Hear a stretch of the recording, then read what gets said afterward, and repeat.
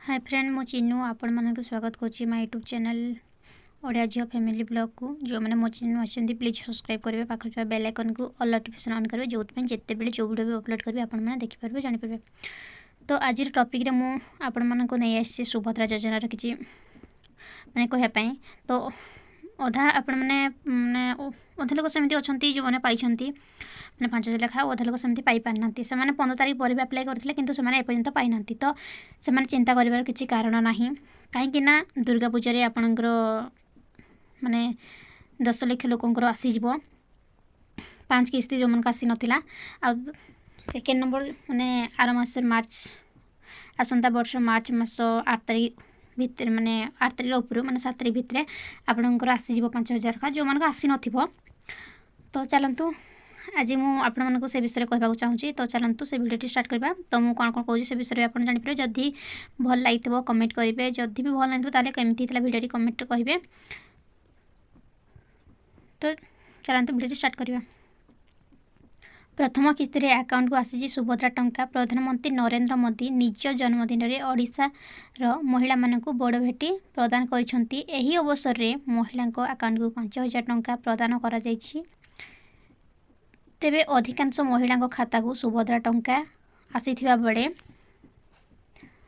अनेक को एई टंका मिले नाही जहाकू नै समस्ते द्वंद्व अछंती। पूर्वरु उपमुख्यमंत्री प्रभाती परिडा देइथिले सूचना अनुसार 17 तारीख अर्थात आज पर आवेदन करिथिबा महिला को सुभद्रा योजना रे लाभ निश्चित भावे मिलिबो। सुभद्रा टंका पाई आवेदन करने को निर्दिष्ट कौन समय सीमा नहीं जड़े चाहिए जेते बेले भी रेजिस्ट्रेशन करि परिबो। तेबे जो मानक 17 तारीख दिन टंका आसी नाही से माने कौन द्वितीय थर आवेदन करि परिबे। जदि आपणक प्रथम आवेदन टंका मिली नाही किंबा आपणको अयोग्य साब्यस्त होइछंती तेबे परवर्ती समय रे आपणक आवेदन करिथिबा आवेदन करिपारिबे एवं जदि माने परवर्ती समय आपण योग्य विवेचित हुअंती तेबे आवेदन तारीख निर्विशेष सही वर्षर किस्ती ग्रहण करिवे। सूचना थाउ कि सुभद्रा योजना रे आवेदन करिबा पाई जो भली कोनोसी आवेदन सीमा नाही।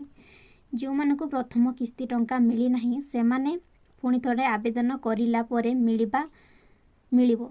एपरिक जो माने प्रथम किस्ती टंका न पाइबे से मानको परवर्ती किस्ती रे एका बेले 2 किस्ती मिलिबो किंतु आपणको दरकारी डॉक्यूमेंट देइथिबा जरूरी। आवेदनकारी को नाम रे आधार कार्ड और कार्यक्षम बैंक अकाउंट थिबा आवश्यक। बैंक सह आधार संयुक्त होइथिबा जरूरी।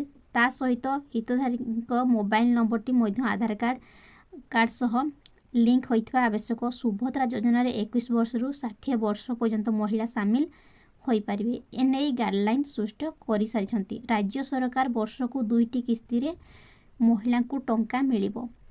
प्रत्येक किस्ती रो महिला को अकाउंट को सीधा सड़क टंका आसीबो। राखी पूर्णिमा एवं महिला दिवस रे एही टंका मिलिबो। जो माने डिसेंबर पर्यंत आवेदन करिथिबे सेमाने मध्य प्रथम किस्तीर लाभ पाइबे।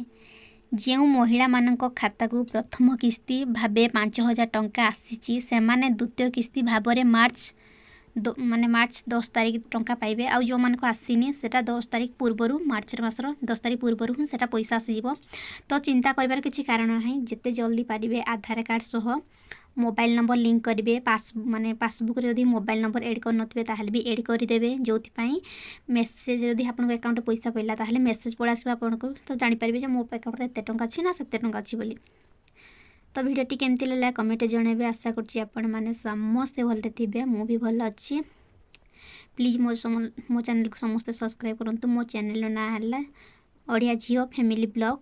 एमिति नियन वीडियो मु आपनको पई आनिबी। तो प्लीज मो चैनल को समस्त सपोर्ट करंतु और सब्सक्राइब करंतु।